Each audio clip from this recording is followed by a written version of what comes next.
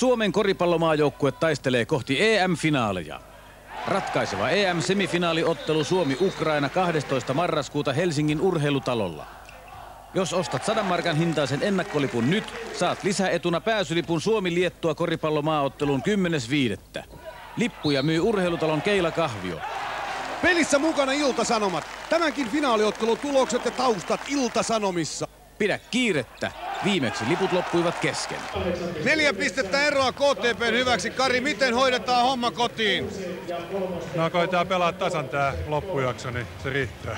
No mitäs sä oot mieltä? Toi Pere ollut tänään, sen heittopeli ei ole lähtenyt kulkea. Onks yksi hiikipisari otsalla vähemmän? Ei se helpota yhtään. Siellä on Riku Marttinen riehunut meidän korilla nyt, että näköjään, että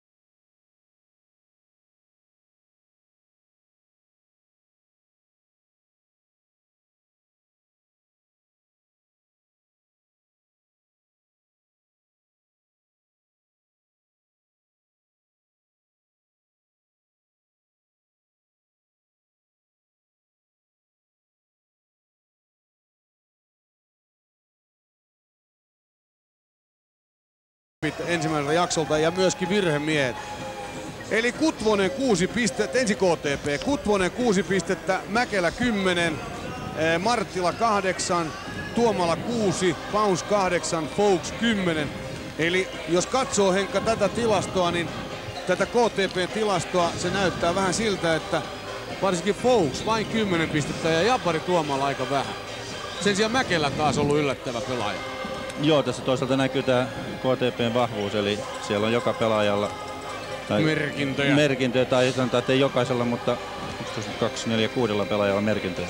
Ja virhetilanne on se, että kotkalaisilta Jarkko Tuomalalla on 3 virhettä, 14 on siellä Pauns ja Paunsilla on 2 virhettä ja sitten Roope Mäkelällä 2 ja sitten mennään Topoon. Topon pistemiehet Marttinen 15, Klinga 2, Hautala Kari 2, Laitila Olli-Pekka 2, Isomäki Antti 8 ja sitten Vuorenjuuri Aleksi 5 ja Greg Joyner 10. Eli siellä tuo Riku Marttisen peli on aika kova ollut, kuten huomaat. Riku on ollut erittäin hyvä ja Joyner on ollut erittäin hyvä puolustuspäässä. Tuonut paljon lisäarvoa tuohon Topon peliin. Syypäivä, miksi mä oon näin hengestynyt, johtuu siitä, että mä olin tuolla yläkerrassa Radio Suomen haastattelussa ja se juttu, joka sieltä tuli, niin sai mun pään niin pyöryksi, että valitettavasti todettava, että on käsittämätöntä, että Suomessa voi olla sellaista ajattelua, kun nyt näytti olevan jossainkin. Oli tästä 2 ulkomaalaispelaajasta kysymys sain kuulla siinä, että joku on esittänyt ensi viikonlopuksi sitä, että ensi vuonna Suomessa pelattaisiin ilman ulkomaalaisia ja kun mestaruussarjaseurat on selvästi jo tehnyt tästä oman ratkaisunsa ja oman päätöksensä, niin ihmettelen ton suuntaista ajattelua ja välistä vetoa. Ja sen lisäksi vielä niin kysymys on siitä, että kun aina on samat perustelut, se on jostainkin pois. Jos me ei päästä tässä koripallossa siihen, että pitäisi lisätä joskus jotakin tähän näin, ei me hirveän paljon eteenpäin päästä. Toivottavasti niin. Kuinka vakava tämä nyt on? No en mä pidä tätä hyvin vakavana, koska mä luotan, että meillä on Suomessa viisaita päättäjiä. No onneksi näin on ja varmasti onkin viisaita päättäjiä.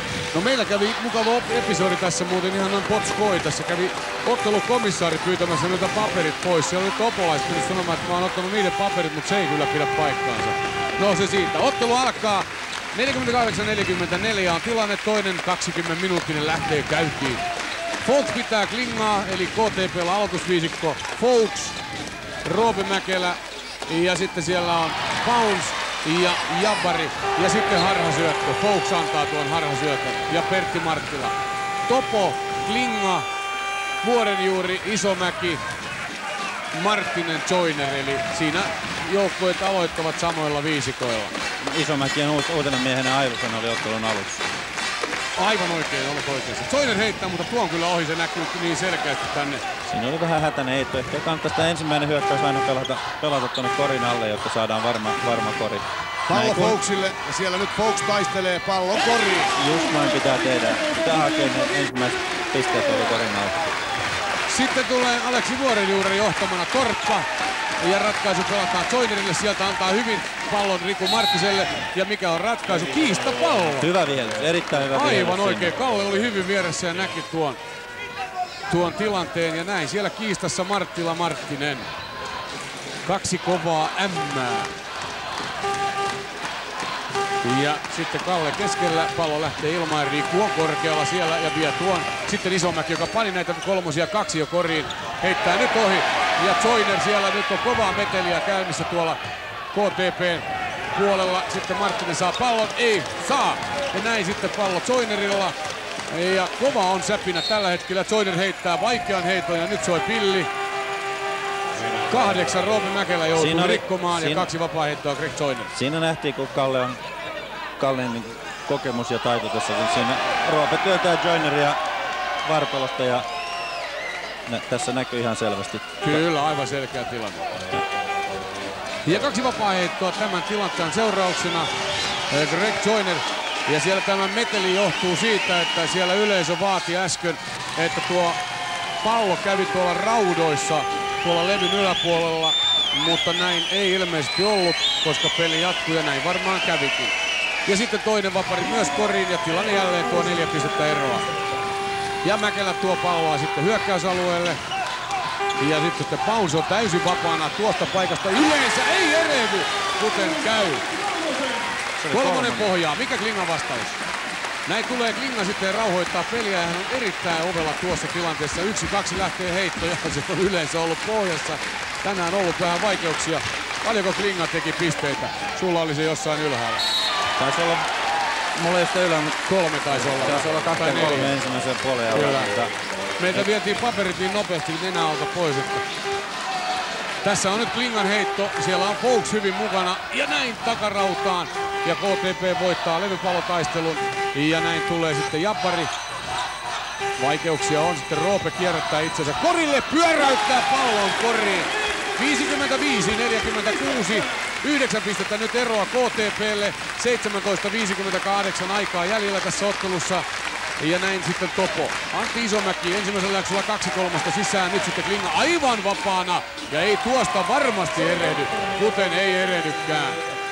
2 pistettä Kari-Pekka Klinga. Ja sitten jälleen vihreäpaitainen Kotka. Ei vähän vaisu mielestäni ollut Darren Fowlkes, vai onko? Vai näyttääkö se vaan? No ehkä pikkusen vaisu kieltämättä. Ja nyt tulee sitten virhe Joynerille. Hän taistelee siellä Pouncein kanssa. Ja tuosta on seurauksena 2 vapaaheittoa, koska tuo oli heittotilanne. Ja se on Joynerin taulun mukaan ensimmäinen virhe. Siinä vaiheessa, kun pallo tuli Pouncelle, niin olisi voinut ehkä pillisoida. Joyner lähti kurottaa palloa niin huonosta asemasta. Että Larry Pounce vapaaheitoissaan, niin monesti hän on täällä ilahduttanut kotkalaisyleisöä näissä kamppailuissa. Monesti hän on pelannut näitä playoff-kamppailuja, niitä on pelattu 90. Taitaa vähän ylikin olla. Ja Pertti Marttila ja Larry Pounce, Jabbari Tuomala ja Larry Pounce on pelannut eniten, eli se on melkoinen määrä purkuspelejä. Siellä Allo ajaa korille, mutta epäonnistuu. Siinä varmasti tuo äskeinen iso torvi soi sen verran kovaa, että näin kävi. Ja sitten Tuomala, mutta odotin muuten 3, mutta sitä ei tullut. Sen sijaan virhe. Ja Kalle viheltää virheen, katsotaan kelle virhe vihelletään. 20. No niin, nyt Joyner ei tykännyt ainakaan tästä vihelyksestä. Katsotaan se tilanne uudestaan ja sitten katsellaan mitä tässä tapahtuu.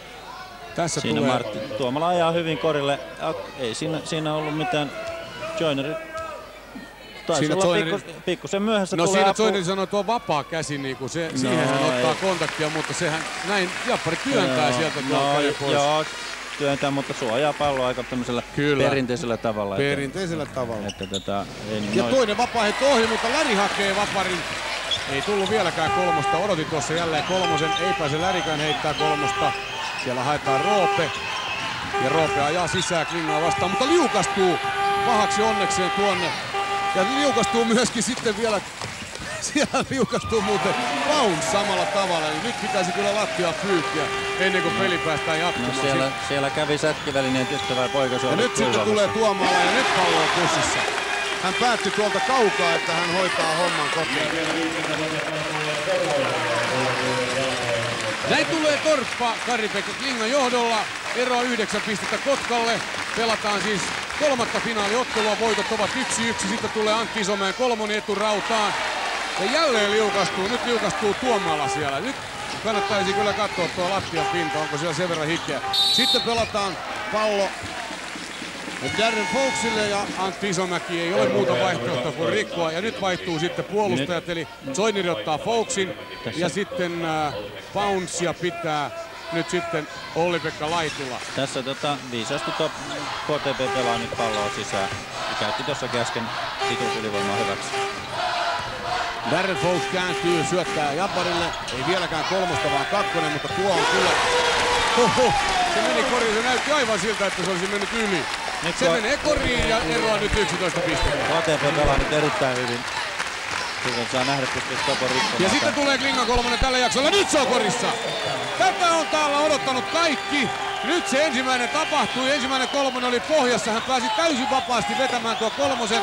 Mikä on sitten KTP:n vastaus? Se on Roope Mäkelän 2 pisteen heitto, jossa Aleksi Vuorenjuuri on kädessä kiinni. Ja Allu Vuorenjuuri ottaa tällä virheellä kolmannen virheensä itselleen. 2 vapaa heittoa Roope Mäkelä. Saataisiko me se toi Klingan edellinen heitto vielä? Ei tule enää, mutta siinä näki ihan selvästi, siinä oli hyvä screeni. Ja se mitä Klinga on oppinut tänä vuonna, on oppinut käyttää tätä screeniä nimenomaan pallon avulla ja pystyy heittämään screenin takaa. Roope Mäkelä ensimmäinen vapaaheitto koriin, 62-53, eroa 9 pistettä KTP:lle, 15:40 otteluaikaa jäljellä, kaikki on mahdollista. Toinen myös koriin ja nyt tuo ero on 10 pistettä. Yleisö on tyytyväinen, heidän oma suosikkijoukkue KTP johtaa tällä hetkellä täällä Karhunvuoren luolassa 10 pisteellä. Zoineri saa pallon hyvin tuohon korin alle, sen jälkeen harha syöttö vai tuleeko? Tulee. Sitten Roope lähtee nopeaan, hyvin harhauttaa siellä Klingan, ajaa korille, panee pallo pussiin ja itsekin siellä juhlii tuota koria. Hyväksytään tuo kori, hyväksytään ja sen päälle vielä yksi vapaaheitto. Ja yleisö hyppää täällä 3 metriä ilmaa tuosta. Tässä katsotaan tilanne uudestaan ja katsotaan sitten yleisöä.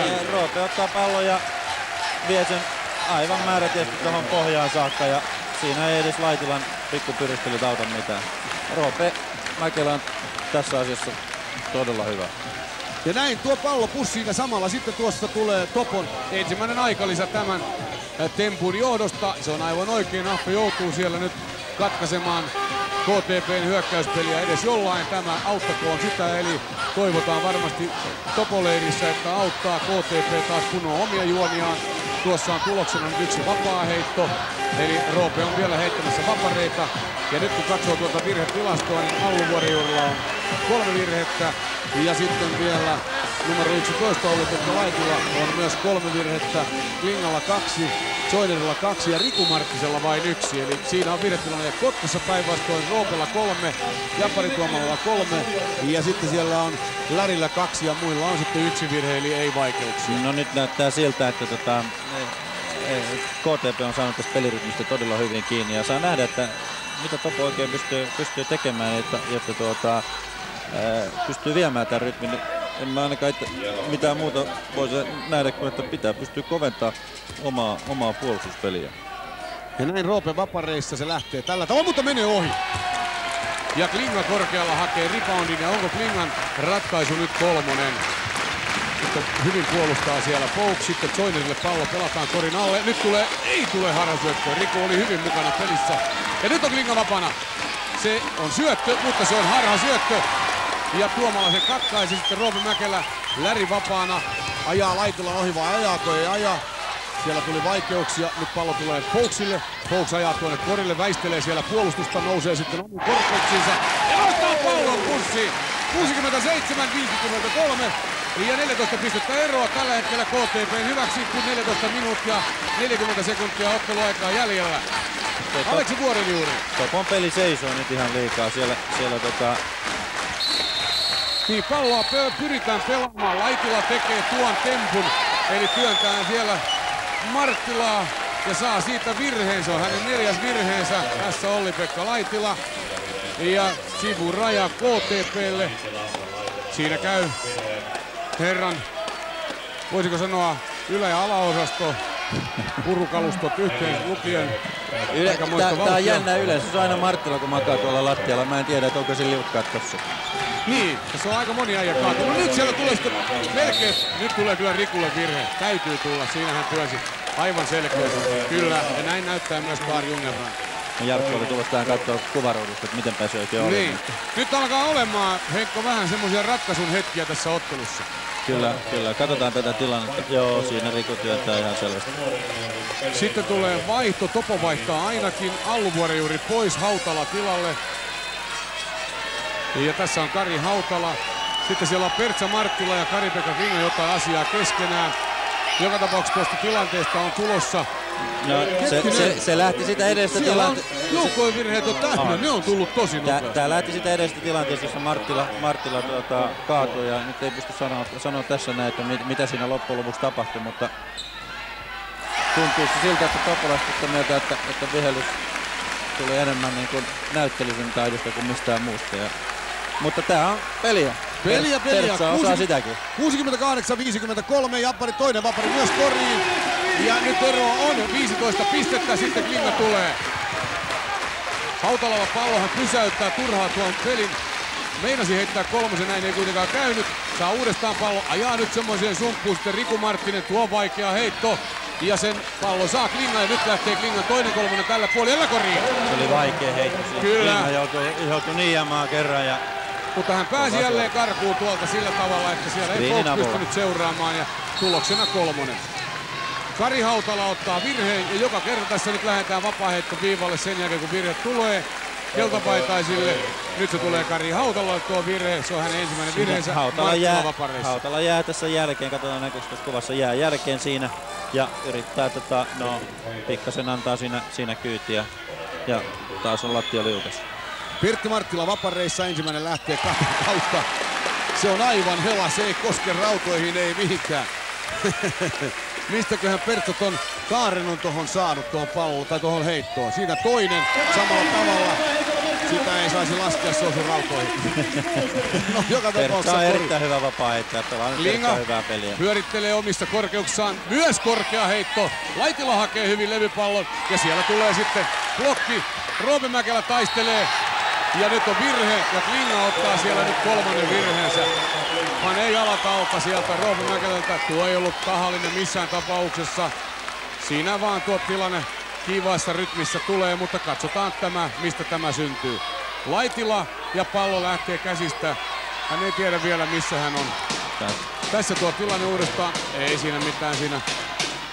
Pere yritti ihan selkeätä ratkaisua, yritti palloa siinä ja Roope kaatui tuohon tilanteeseen. Laitila Zoidert, sitten tulee Topo. Ja nyt on Japparin selvä virhe. Aivan selvä, se on Japparin neljäs virhe. Eli se on vaikeata nyt ilman muuta sitten jälleen KTP:lle. Tässä vähän turha virhe nyt Jarkolta, varsinkin tässä vaiheessa. Siinä oli niin paljon hyvää apua ympärillä, että ei ole tarvinnut lähteä pallon hakemaan tästä. Jarkko joutuu nyt vaihtamaan. Nopeasti tulee vaihto, kentälle tulee Petteri Forsblom, Jappari otetaan huilaamaan, hänellä siis 4 virhettä. Nyt pallo Laitilalle ja Forsblom ottaa suoraan sieltä nyt ronkkausvirheen. No nyt on sellainen tilanne, että kun peli rupesi selvästi kovenee ja pelaajat kuumenee, niin nyt pitää kyllä kehua vähän tuomareita. Tässä varsinkin Jungenbrand on ottanut muutaman sellaisen vihellyksen, jolla hän haluaa, että peli palautetaan taas niin kuin tuomareiden hallintaan. Nyt on kyllä niin vaikea heitto muuttaa korissa. Kertaa kaikkiaan. Heittäjällä se joskus lähtee. Kertaa kaikkiaan. Näinkö jälleen tulee sieltä Klingan johtamana Topo. Forsblomilla vaikeuksia. Nyt pallo saadaan Lärille sitten Folksille. Folksin ratkaisu on ajo. 13 minuuttia 11 sekuntia jäljellä tätä otteluaikaa. Petteri Forsblom heittää ohi. selkeästi ohi ja Topo tulee. 12 pinnaa vain eroa. Sitten Hautala täysin vapaana ja virhe. Ja Petteri Forsblom rikkoo siellä kyllä, vai onko se, katsotaanpa mitä Tuomo, kyllä, numero 10 Petteri Forsblom, 2 vapaa-heittoa Kari Hautalalle. Nyt sä oot huomannut sellaisen asian, mikä tässä on ihan selvästi käynyt nyt, kun Klinga pelaa tässä pelinjohtajaa, niin Topon peli on itse asiassa paljon rennompaa ja vauhdikkaampaa. Pallo lähtee paljon nopeammin liikkeelle ja kyllä tää nyt on ihan mun henkilökohtainen mielipide, mutta mun mielestä Topo on parhaimmillaan silloin, kun Topo juoksee ja pelaa tämmöistä rentoa peliä. Ja Kari Hautala ensimmäinen sisään, toinen ohi, mutta Topo hakee jälleen levypallon itselleen ja Klinga, mutta ei heitä nyt. Oli liian vaikea paikka. Ja nyt on vain kysymys, kyllä. Nyt on vaan kysymys siitä, että miten tämä heittopeli jatkuu. Laitila kääntyy ja menettää pallon, vai menettääkö? Kyllä menettää. Sitten tulee Roope Mäkelä. Ja pysäyttää KTP-peli, eli siinä pelataan rauhassa. Lärille pallo. Tai heittopaikka, hän ajaa tuonne sisään. Vaikea heitto. Ja Soineri seuraa hyvin siellä palloa ja lyö pallon levy kautta topolaisille. Sitten Klinga on päässyt vauhtiin ja Fouks ottaa virheen. Se on hänen toinen virheensä. Tässä näin näyttää Jorma Ovaska. Ja siinä sitten Klinga sanoo jotain. Ja se oli, sanotaan, että tässäkin oli aika tämmönen helppo vihellys, mutta tähän tilanteeseen ehkä ihan paikallaan. Ja siellä lähtee nyt Soinerilta pallo ja sitten tulee Petteri Forsblom. Ja katsotaan mikä on ratkaisu. Se on Roopelle. Pallo, joka Roope liukastuttaa sen ja näin Klinga helposti 2 pistettä. Kyllä Kotkalla käy nyt, voi sanoa. Ja siellä ottaa ilmeisesti nyt kotijoukko ensimmäinen aikalisä, vai katsotaan ottaako. Joka tapauksessa aikalisä on puhallettu. En tiedä kummalle tuo aikalisä tulee. Kyllä varmaan KTP:n aikalisä. Taulu ei, nyt näyttää taulu, kyllä. Kotka ottaa tuon aikalisän 12 minuutin kohdalla. Parhaimmillaan siis Kotka johti tässä toisella jaksolla jo 14 pinnaa. Nyt johtaa enää 9 pinnaa. Ja tänään myöskin on sitten...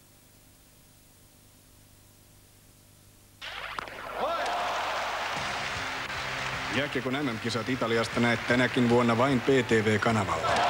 Nämä jännittävät huippuhetket teille PTVn kanssa yhteistyössä tarjoaa Lahden erikoisolut 1 ja KOP. Ottelut pelataan alkaen 25. huhtikuuta aina 8. päivään toukokuuta asti. Jännitä seurassamme Suomen Leijonien menestystä PTV-kanavalla.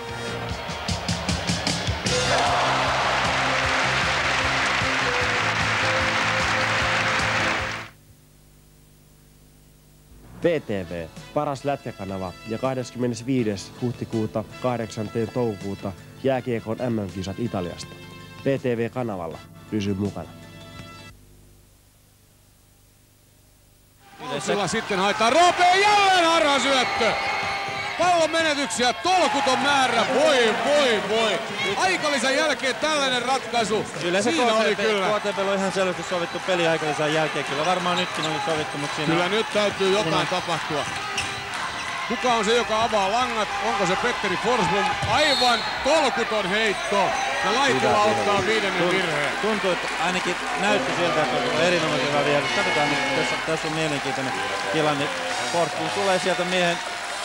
Tässä tulee miehen, voittaa miehen ja Laitila tulee ponnistaa ja Laitila siirtyy alle. Selkeä virhe. Pitää antaa, mitä se menee, 10 pistettä ja papukajan merkki. No voi se jonkun muunkin merkin antaa. 71-64 Petteri Forsblom.